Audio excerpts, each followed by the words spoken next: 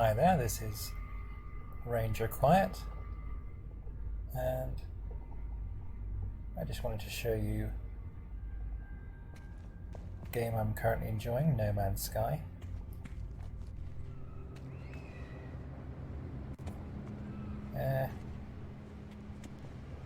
If you've not played it, you've probably heard of it. There was a bit of controversy when it was first released. It's been through various updates, and I have to say I'm really enjoying myself. It's been described as a really good chill out game, and I think I agree. It's the base building's a lot of fun. It's quite simple to do. So yeah, I built my base, and I started my base on the ground, and then I built a tower and built this sky greenhouse, and then then I removed the tower, and now I've got a nice floating base. By the way, I love these geodesic domes here. They're one of my favourite buildings, and they remind me a lot of a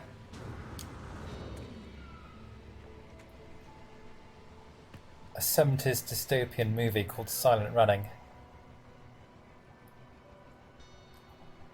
There were spaceships in that movie, and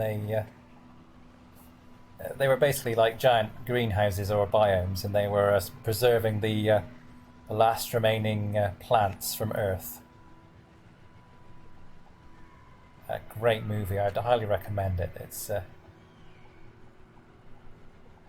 if you've not seen it, it's one of the best 70s ecological dystopian sci-fis, if you're into that sort of thing.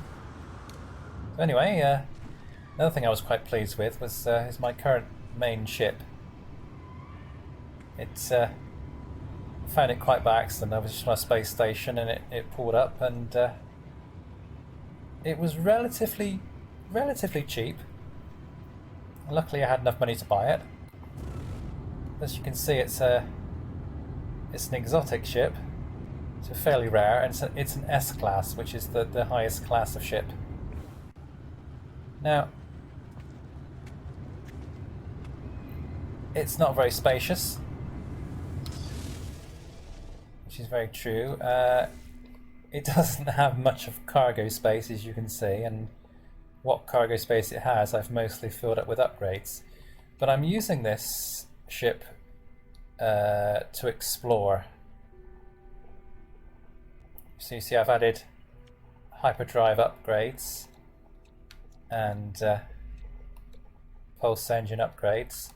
So it's fast, it doesn't take much fuel, and once I added these, well, before I added these upgrades, I was finding I could only move one system at a time when I was using the hyperdrive. Now that I've added these, the hyperdrive range is huge, and the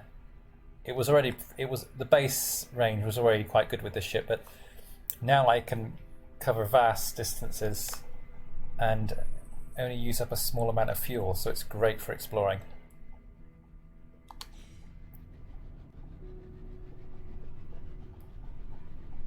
Now,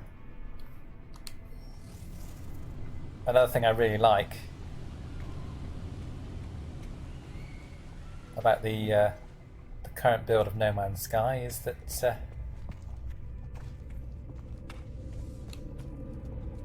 you can add teleporters to your base.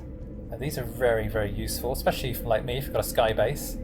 You just you connect one teleporter to another, you add some power, and you've got instantaneous travel.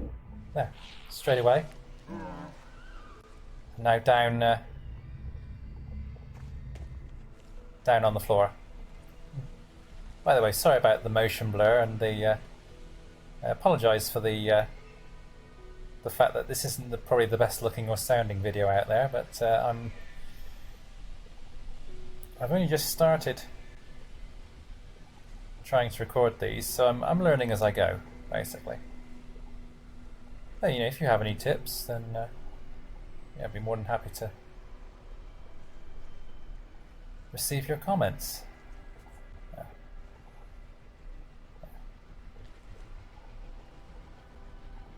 So another good tip,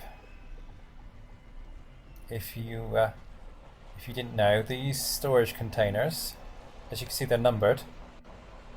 Now, you can build these. You can build these on your freighter. There's my freighter.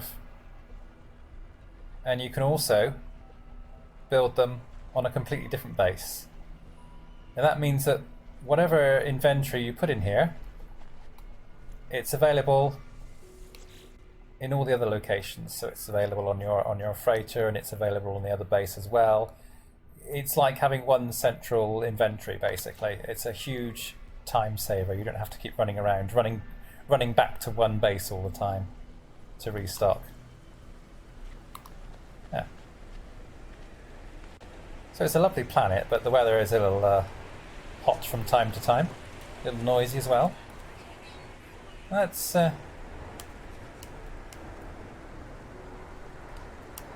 call in my ship. I love doing this.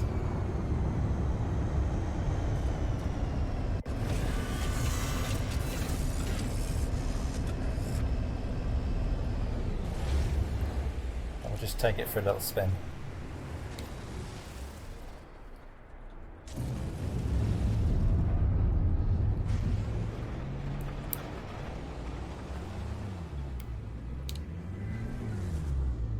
So, as I mentioned earlier, there's my freighter. It's not the biggest or the best, but I like it. I love the color scheme, and you can keep quite a bit of inventory on there.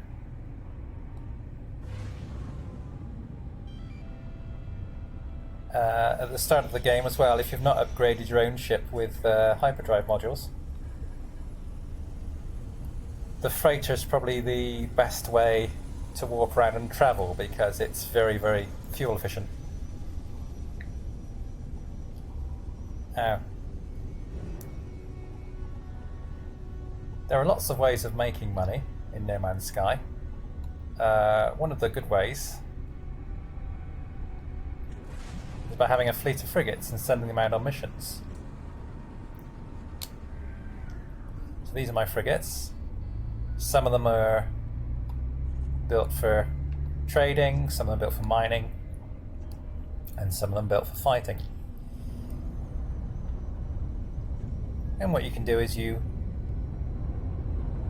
once you've amassed they're quite expensive, but once you've saved up and bought some frigates, you send them out on missions. And you can send them out on a mission and then stop playing, go and do something else, read a book, watch TV, write a book. I wrote a short story recently, and it got published in an anthology. That was very pleasing, in an actual real paper book. It's available on Amazon. I mean, I can't advertise it here, but yeah, I was really pleased about that. So anyway, once you come back and you start your game again, and the mission time would have carried on, and you'll get lots of credits and resources to sell. Now, another really handy tip that I found, looking for decent ships to buy, so S-class ships or exotic ships, they mostly turn up in prosperous, opulent, rich, well-off systems. Now, in order to find them, what you really want is an economy scanner. It's one of these. So once you have that, when you go into your galaxy map and you have a look around, it will tell you what the economy is. So you can see this economy is balanced. Over here it's fledgling.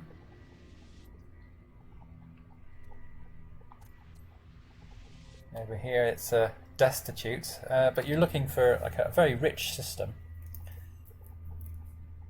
and you're more likely to encounter higher class ships. Now you could go to a space station and wait for ships to land to inspect them, but I've found that one of the best places to look for ships is actually on a planet, on a trading platform. Now they can take a while to find, but here's another tip, and this is the other good thing about having an economy scanner. You go down into your utilities and you'll get scan for trade outpost. Now I've found that being able to do this, there we go, has saved me it's saved me a lot of time. So you can head over here.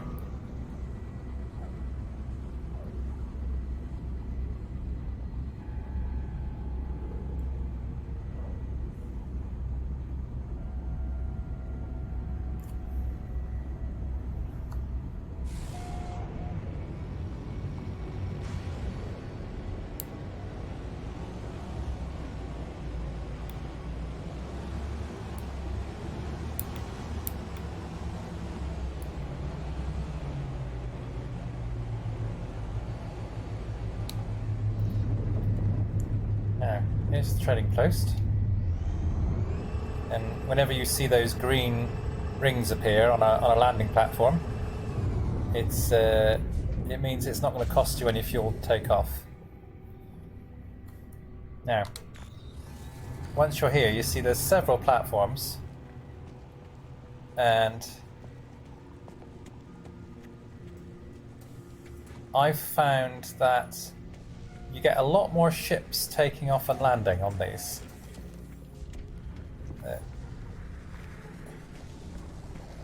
It seems to happen a lot quicker than on space stations, for me anyway.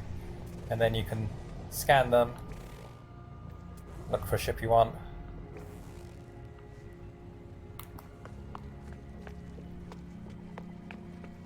And I mean, occasionally I've moved my ship off of the pad, so there's an extra pad, just to improve the chances of a ship landing.